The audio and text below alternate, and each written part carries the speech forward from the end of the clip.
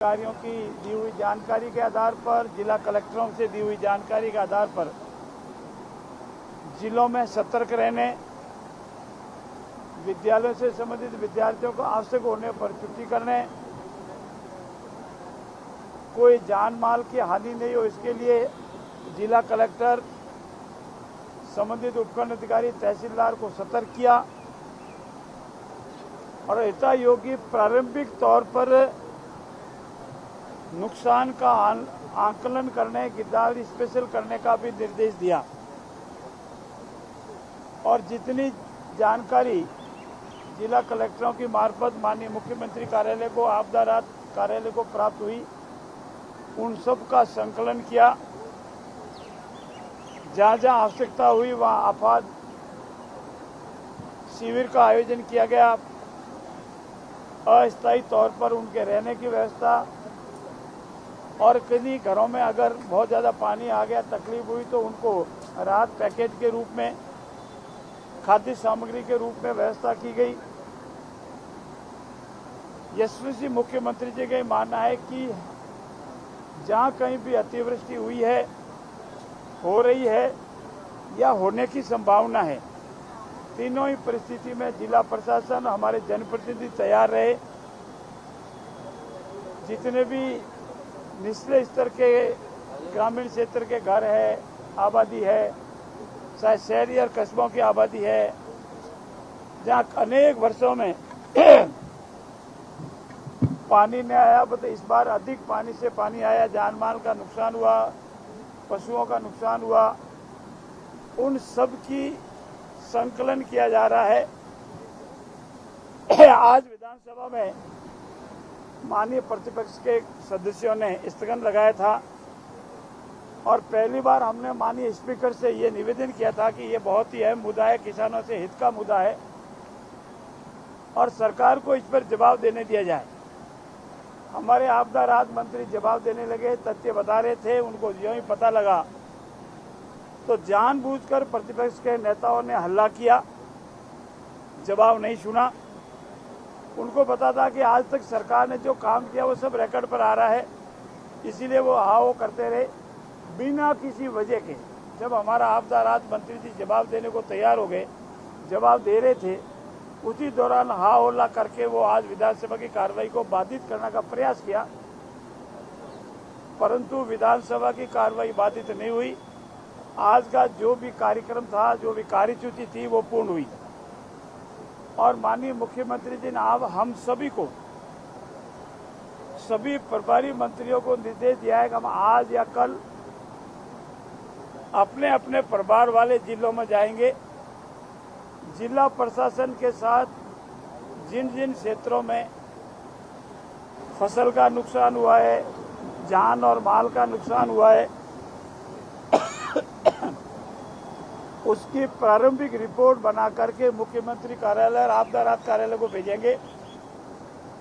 माननीय मुख्यमंत्री ने सभी विधायकों को भी निर्देश दिया है कि वो अपने अपने विधानसभा क्षेत्रों में जाएंगे, काश्तकारों से मिलेंगे, जिन जिन घरों में पानी घुसा है उनसे मिलेंगे, प्रभावित लोगों से मिलेंगे, जहाँ कहीं सरकारी संपत्ति का नुकसान हुआ उनका भी आकलन करेंगे, व्यक्तिगत संपत्ति का नुकसान हुआ है, जान माल का नुकसान, उसका भी आकलन करेंगे। अधिकारियों को साथ लेकर यथायोग्य पूरा निरीक्षण करेंगे और इसकी रिपोर्ट माननीय मुख्यमंत्री कार्यालय और आपदा राहत कार्यालय को भेजेंगे और उन आकलन के बाद माननीय मुख्यमंत्री जी इस पर और जितनी भी क्षतिपूर्ति हमारे किसानों को करनी है, राहत दिलानी है, वो राहत दिलाएंगे और इस आकलन के नुकसान के उपरांत जो हमारे प्रचलित कानून से, वर्तमान कानून के अनुसार जितनी भी काश्तकारों को, पीड़ित पक्षकारों को इस अतिवृष्टि से हाथ हुए, पीड़ित हुए व्यक्तियों को सहायता मिलनी है, चाहे जान की हो, चाहे माल की हो, चाहे किसान को फसल नुकसान हुई, उसका आकलन कर विशेष पैकेज के रूप में वर्तमान प्रचलित कानून के अनुसार उनको सहायता दी जाएगी, आपदा राहत भी दी जाएगी।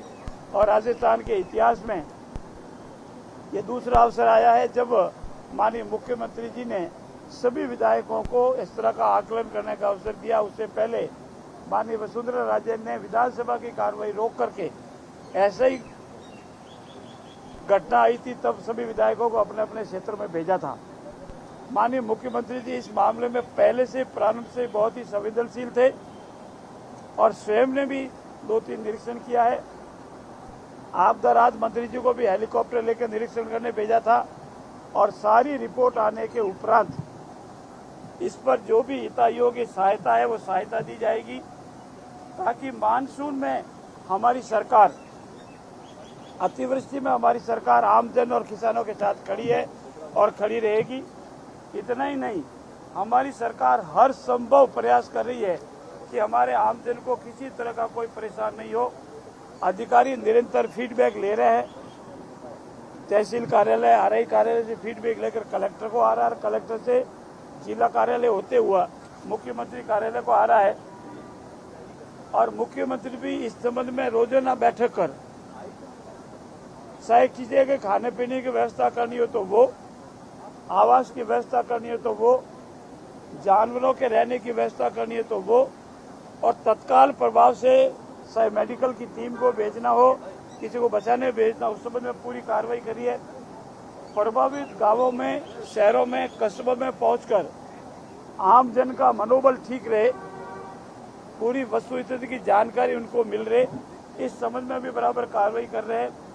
और जो निचले स्तर पर रह रहा है, निचले भाग में रह रहा है, जहाँ पानी भरने की संभावना है, उनको सुरक्षित स्थानों पर ले जा रहे हैं। राहत के पैकेज तैयार है, बराबर जहाँ जरूरत है वहाँ बांटे जा रहे हैं और तत्कालीन आवश्यकता के जितने भी उपाय करने हैं वो बराबर सरकार कर रही है। महिलाओं को, बुजुर्गों को, दिव्यांगजनों को आलीशान आश्रय दिया जा रहा है ताकि वो सुरक्षित रहे। और हम नाव, एनडीआरएफ, एसडीआरएफ एवं स्वयंसेवकों की पर्याप्त नियुक्ति की है। पुलिस दल को भी तैनात किया गया है और आवश्यकता अभी तो महसूस नहीं की जा रही है, महसूस होली तो हम और टीमों का भी सहायता लेंगे, फौज की भी सहायता बड़ी आवश्यकता लेंगे। राजस्थान में इंद्रदेव की कृपा से करीब करीब सभी बांध भर गए हैं, कुछ बांधों में ओवरफ्लो भी हो रहा है और ये हमारे लिए आने वाले भविष्य के लिए सुखद है। जल स्तर भूगर्भ से ऊपर आएगा, खेती होगी, पीने का पानी मिलेगा। मैं पुनः दोहराता हूं कि वर्तमान भाजपा सरकार, आदरणीय भजनलाल जी के नेतृत्व वाली सरकार किसानों के, आमजन के साथ खड़ी थी, खड़ी है और खड़ी रहेगी, संवेदनशील ही। और कांग्रेस सिर्फ नाटकबाजी करती है, नौटंकी करती है और ये तय करते हुए सुर्खियों में रहने का प्रयास करती है। धन्यवाद। देखिए, कारखाना वाला बिल भी आज विधानसभा में पारित हुआ है। 24 आवर्स मेरी माताओं बहनों को सर्विस का मौका नहीं, नौकरी का मौका नहीं, काम करने का अवसर नहीं मिलता था, अब उनको मौका मिलेगा।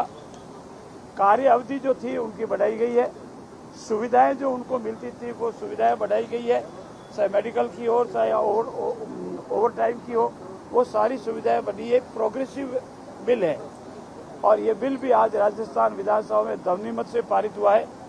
और जो हमारा वित्त विनियोग का बिल था जो हमारे, वो भी मुखबंद से आज ध्वनिमत से पारित हुआ है। और मैं पुनः दोहराता हूँ और मैं प्रतिपक्ष के नेताओं से आग्रह करता हूँ, आप आइए, विधानसभा पे पटल पर मुद्दे रखिए, हमारे मीडिया के बहाने सामने आइए, मुद्दे रखिए और विधानसभा में बताइए कि ये कमी खामी रही है तो हम सुधार कर सकते हैं। जो ही हम सरकार का काम बतावें तो उनके पास ताली बजाने और हल्ला करने के सिवाय कोई मुद्दा नहीं है, न विजन है। और पुनः दोहराता हूं मैं, अंतर कलह से कांग्रेस जूझ रही है। आज भी आधे विधायक विधानसभा में कांग्रेस दल के नहीं थे, पीछे बैठे बैठे हमको इशारा कर रहे थे कि मजबूरी है, इनके दोस्त यार के कहने में हमको खड़ा होना पड़ रहा है, वो नहीं चाह रहे। और कल आपने देखा होगा और आपने नोट किया होगा, मैं नहीं किया तो मैं पुनः आपसे आग्रह करता हूं कि कल कोचिंग बिल पर प्रतिपक्ष के नेता ने जो अपनी बात रखी, बायतू से आने वाले माननीय विधायक ने जो बात रखी, उसका पूरा जवाब स्वयं ने नाम लेकर संबोधित करते हुए, प्रतिपक्ष नेता को संबोधित करते हुए सीकर से आने वाले माननीय सदस्य ने जवाब दिया और उन्होंने कहा कि ये बिल बहुत ही ऐतिहासिक है, हम सब की सलाह पर बना है और इसमें जो प्रोविजन है उसकी मैं पूरी प्रशंसा करता हूं। और उन्होंने ये भी कहा है कि चाहे एज का विषय है, चाहे फीस का विषय है, चाहे टोटल एजुकेशन में दौरान उनका पीरियड है, ये सब हमारी सुझाव पे बने हैं। ऐसी स्थिति में जब प्रतिपक्ष के नेता को नाम से संबोधित कर सीकर से आने वाले माननीय कांग्रेस के वरिष्ठ नेता उनकी बात का खंडन करे तो ये समझ सकते हैं कि कांग्रेस के बीच में कितना अंतर्कल है, और वो अंतर्कल धीरे धीरे उजागर हो रहा है। वरिष्ठ नेता आने बंद हो गए हैं और एक दूसरे की कटाक्ष के सिवा उनके पास कुछ भी नहीं है, और उनका आचरण भी आज आपने देखा होगा किस तरह से उनका आचरण रहा है। मैं उनके ऐसे आचरण की निंदा करता हूं। धन्यवाद। Thank you.